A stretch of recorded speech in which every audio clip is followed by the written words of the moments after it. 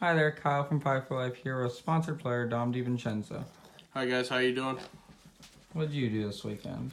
I made day 2 at YCS Niagara playing Gouki.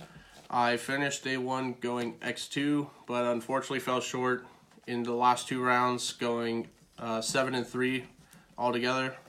But still proud of myself. It was my first YCS day 2, so yeah, not much else really to say other than that. So let's go ahead and get to the profile.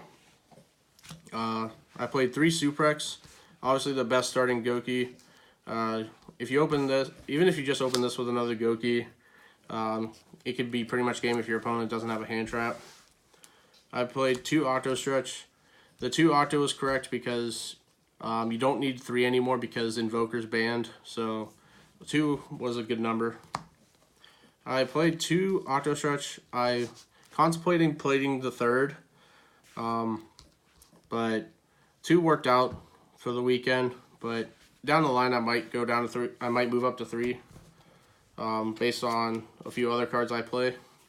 I played 2 Headbat, which honestly was pretty good because even if you open 1, you could still search the other one down the line just to either discard for the other Headbat which came up for me, or even just at least having a normal summon during the combo is nice. So that was really nice about that. And then the one-ofs Rescorpio and Bear Hug.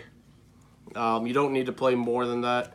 The Bear Hug special summon came in clutch a few times where if he special summoned from a Gouki, you can target an opponent's monster and cut its attack in half, or even if he's just normal summoned. So that came in clutch a few times, and especially in grind games, like if they Reaper Isolde or anything, like special summoning Bear Hug is usually nice. So that's it for the Gouki lineup. For the extenders, you play Junk Forward, the best extender in the deck. It's a free special summon if you open it with another Gouki. 3 Mally. This card needs to get put to 1. It's just more Link fodder. And then I played 1 Armageddon Knight and 1 Boots. The Armageddon Knight was to help get Mally into grave, and then the times I did open this, I would summon Boots off Summon Sorceress if I already had a Gouki in hand to go off of that. Because the Boots is just another warrior to link away, and then when it's in the grave, you banish it to search for the Brigadine, which was very nice. And then I played the 1 Ibly. That was it for the monsters. I didn't opt to play any hand traps because I felt like there was going to be a lot more Sky Striker. So, and Ash isn't really that great against Sky Striker. Neither really is Ogre. I mean, Ogre can be good, but if they have a Ray in grave, it's not really that good. But, yeah. So, for the spells, the best starting card in the deck, other than the extenders, is Midbreaker Field. It saves your monsters from being targeted when you're trying to do the combo. It just doesn't stop Droll or Reaper, which I did get drolled once today, or I shouldn't say today, throughout the weekend, which honestly kind of hurt a little bit.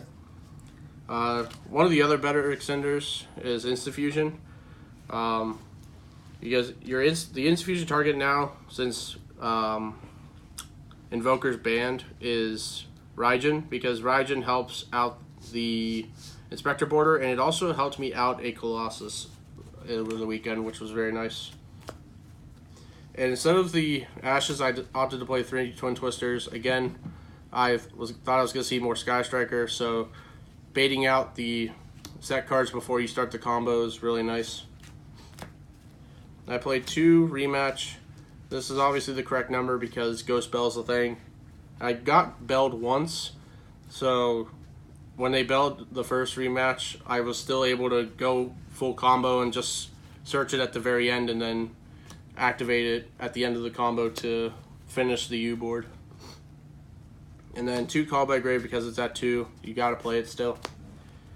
For the one-ofs, the 2 equip spells, these are the correct ones. Because if anything, if you open this, it's an extender. I never really found myself opening Well, I opened one or the other a decent amount, but not too much to where it hurt. And there was a few times in testing where I did open both, which made it really conflicting. But over the weekend, I never opened both at the same time, so I didn't have to worry about that too much. I did play the one Hornet drones. This is where I'd probably change to make it a third octo stretch, because opening this with a junk forward is a little awkward, because you want to special summon with junk forward, but this is also another good extender. If anything, like, you would have to open junk forward, another warrior, and then have this after you make Isolde, so that way you can have another warrior at least before you use Isolde's effect to summon from deck. And then I played one for one. This is another reason why I wanted to play the 3 octo stretch, because it's another extension help, and it also gets Mally into grave if you happen to open it, which happened a few times. And then the one Rhoda, obviously, because it's a warrior deck. Game Charge. Whenever I drew this, I always won. It's very good. And then the card I didn't see all weekend, Monster Reborn, but you still gotta play it because it's an extender. And then the last 2 cards were the 2 Brigadine. Another extender that's searchable off boots. And another, even if I open this, it was another warrior to help extend off my combos where I didn't have to use my normal summon. So 42 card main deck. Like I said, the only thing I'd really change is switching out Hornet Drones for maybe the 3rd octo stretch, but we'll have to see. So extra deck, field center, squad token, and the beautiful Pokemon tokens. So we played the one Link Revo, and I opted to play the double Mermaid. And the reason being because in the combo you summon the first Mermaid to get Ibly on field, and then later down the combo you can bounce Ibly back from grave with Firewall.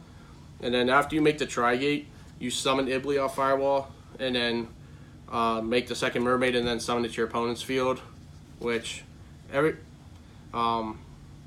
yeah, like some of my opponents over the weekend, after I made the first Mermaid and linked away the Ibly, they always thought I was going to try to summon Ibly to their side, but no, you want to save it so after you make the second Mermaid. Only opted to play one Isolde. The second really never came up, but when it gets Reapered, it kind of hurts, because my other Link 2s, I played the double Phoenix, double Cerberus, and then the one binary Sorceress for the bridge. So, but honestly, Isolde only got Reapered maybe twice the whole weekend.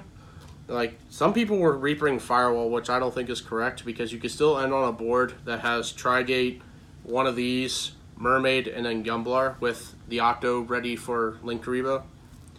And you can switch out binary Sorceress, honestly, for either for Proxy Dragon if you wanted to. It doesn't really matter. And the reason I played 2 of these as well is based on which way you want to work your board, determines when the second one will come up. And then usually, whichever one you use 2 of, you'll always have one of the other left in your extra deck, just as a backup. And then for Link 3s, Trigate, one of the better Link 3s in my opinion. Free Negate and a Banish once per turn is really nice. One Unicorn. Usually this was used to help bridge into Gumblar, but there were a few times where I did have to use its effect to spin stuff away.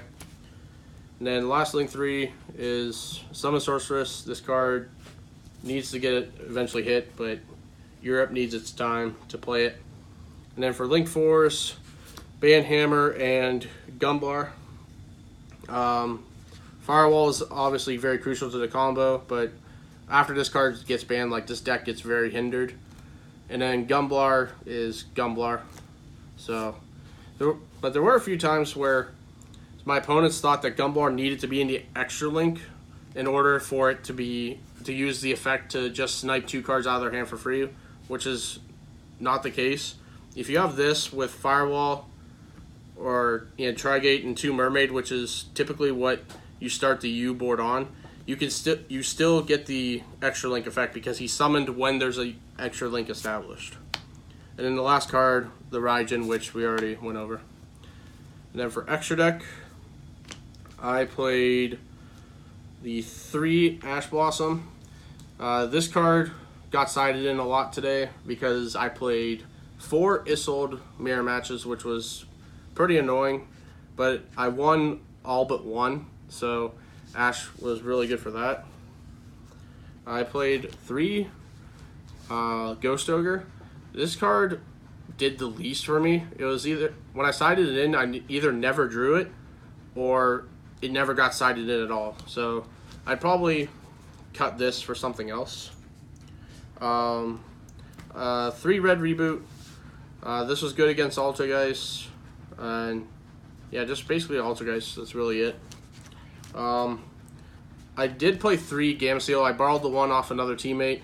But Gamseel is there for the Thunder Dragon matchup. Because you want to get rid of the Colossus as quick as possible so that way you can go off with your combo. And then the last card was Evenly Match. This card came in very clutch for me when I opened 2 of it the last round of day 1, which secured my win over an Altergeist player to help me get into day 2. So yeah, that is it for the deck. Other than my 4 Isolde mirror matches, I played against 2 Altergeist, 1 Thunder Dragon, 1 the Sky Striker, which was Elvis Vu in day 2, and then I had a no-show as well. So didn't know what he was playing, but hey, free wins, free wins. Shoutouts. Shoutouts, Team Pie for Life, Mike Romeo, our team sponsor. Shout out to the teammates I went to Niagara with, Kyle and Yang, who actually convinced me to go. I wasn't originally going, but they convinced me less than a week before, I think, actually, to go. So I'm really happy that I did.